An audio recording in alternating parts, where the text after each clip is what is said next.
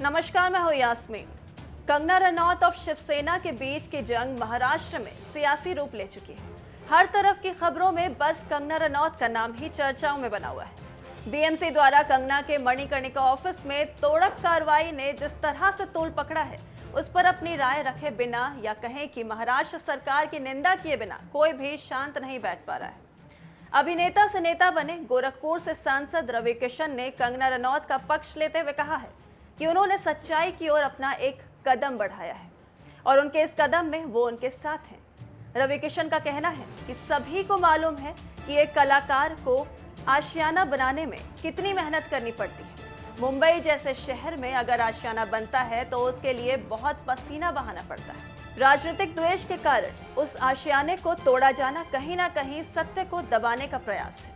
तो रवि किशन के मुताबिक कंगना के विश्वास के कारण कहीं ना कहीं महाराष्ट्र सरकार को अपनी साख कमजोर नजर आती दिख रही है। इसी के कारण उन्होंने कंगना के घर को तोड़ने की साजिश की है। लिहाजा इस तरह की कार्रवाई किसी के भी मनोबल को तोड़ सकती है। लेकिन आप देख सकते हैं कि कंगना पहले भी अपने बयान पर अडिग थी और आज भी डंके की चोट पर अपनी प्रतिक्रिया लोगों के सामने रखती है। हाँ, भले ही उनके बयान कई लोगों को पसंद नहीं आते हैं, लेकिन वो कहते हैं ना, सच्चाई कड़वी होती है। और आज के समय में अगर कंगना ड्रग्स मामले को लेकर भी लोगों को बेनकाब कर रही हैं, तो आप ये मत भूलिए कि उन्होंने खुद के ड्रग्स लेने की बात को भी पूरी दुनिया के सामने कबूला है। मैं 15-16 साल की थी जब मैं घर से भाग गई थी। मुझे ऐसा लगता था कि जैसे मैं हाथ उठाऊंगी और तारे तोड़ ले आऊंगी। मेरी माँ कहती है कि एक बार मैंने बारिश में नाचते हुए तुम्हें देखा। आधा घंटा तुम ऐसा लगा था जैसे आसमान को से कुछ खींचने की कोशिश कर रही हो। ये सच है, मुझे ऐसा लगता था और ऐसा ही हुआ। जैसे ही मैं घर से भागी, 1.5-2 साल में मैं एक फिल्म स्टार थी, एक ड्रग एडिक्ट थी। मेरी ज़िंदगी में इतने सारे कांड चल रहे थे कि मैं ऐसे लोगों के हाथों में लग चुकी थी कि जहाँ से मुझे शायद मौत ही निकाल सकती थी। उद्धव ठाकरे, तुझे क्या लगता है कि तूने फिल्म माफिया के साथ मिलके मेरा घर तोड़ के मुझसे बहुत बड़ा बदला लिया है? आज मेरा घर टूटा है, कल तेरा घमंड टूटेगा। ये वक्त का पहिया है, याद रखना, हमेशा एक जैसा नहीं रहता। और मुझे लगता है कि तुमने मुझ पर बहुत बड़ा एहसान किया है, क्योंकि मुझे पता तो था कि कश्मीरी पंडितों पे क्या बीती होगी। आज मैंने महसूस किया है और आज मैं इस देश को वचन देती हूँ कि मैं सिर्फ अयोध्या पे ही नहीं, कश्मीर पे भी एक फिल्म बनाऊंगी और अपने देशवासियों को जगाऊंगी, क्योंकि मुझे पता था हमारे साथ होगा तो होगा, लेकिन मेरे साथ हुआ है, इसका कोई मतलब है, इसके कोई मायने हैं। और उद्धव ठाकरे, ये जो क्रूरता और ये जो आतंक है, अच्छा हुआ ये मेरे साथ हुआ, क्योंकि इसके कुछ मायने हैं। जय हिंद, जय महाराष्ट्र। महाराष्ट्र में सरकार का आतंक और अत्याचार दिन ब दिन बढ़ते ही जा रहे हैं। आज उन्होंने एक एक्स सर्विसमैन को दिन दहाड़े सबके सामने, बहुत सारे लोगों ने एक अकेले इंसान को, वेटरन को अटैक किया और उन्हें बहुत बुरी तरह से मारा। उनकी गलती यही थी कि उन्होंने सरकार की निंदा की। रिपब्लिक चैनल को महाराष्ट्र में बंद किया जा रहा है क्योंकि वो सरकार के काम करने के तरीकों को क्वेश्चन करते हैं, जो कि आर्टिकल 19 के अंतर्गत संविधान की वायलेशन है। सेल्फ मेड इंसान जो अर्नब गोस्वामी जी ने ये फ्रॉम अ स्क्रैच खुद बिल्ड किया है, उनकी आवाज को, उनके बिजनेस को, उनके काम को पूरी तरह से खत्म करने की साजिश और हिम्मत दिखाई जा रही है।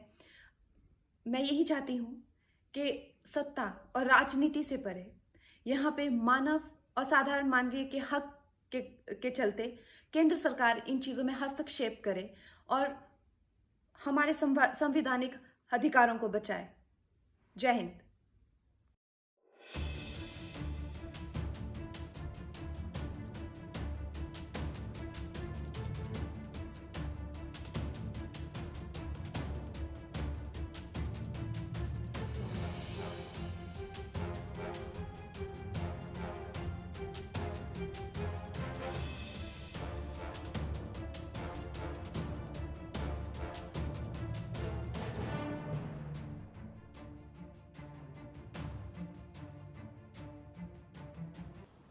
नवरात्रि की 5वें दिन की बहुत शुभकामनाएं। बोर हो गए होंगे ना आप लोग घर पे, उदास भी हो गए होंगे, डिप्रेस्ड भी हो गए होंगे, कई तो रो रहे होंगे।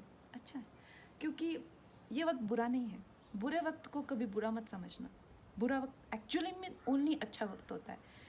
अब आप बोलेंगे मैं तो फिलॉसफी चाह रही हूँ, ऐसा नहीं है। आप जानते हैं कि मैं एक मामूली सी, बहुत सारे कलाकार होते हैं, बहुत सारे लोग होते हैं, पर आप वो लोग खुश ये नहीं कह सकते कॉन्फिडेंस से कि मैं खुश हूँ, जो मैं हूँ वो बन के, वो आज इस मुकाम पे खुश हूँ, मैं कॉन्फिडेंस से कह सकती हूँ। एंड ये बहुत बड़ी अचीवमेंट है अपने आप में, किसी भी अवार्ड से, किसी भी पैसे से, किसी भी मुकाम से बहुत बड़ी अचीवमेंट है। और मैं ऐसा कैसे बनी दोस्तों, मैं 15-16 साल की थी जब मैं घर से भाग गई थी। मुझे ऐसा लगता था कि जैसे मैं मतलब हाथ उठाऊंगी और तारे तोड़ ले आऊँगी। मेरी माँ कहती है कि एक बार मैंने बारिश में नाचते हुए तुम्हें देखा, आधा घंटा तुम ऐसा लगा था जैसे आसमान को से कुछ खींचने की कोशिश कर रही हो।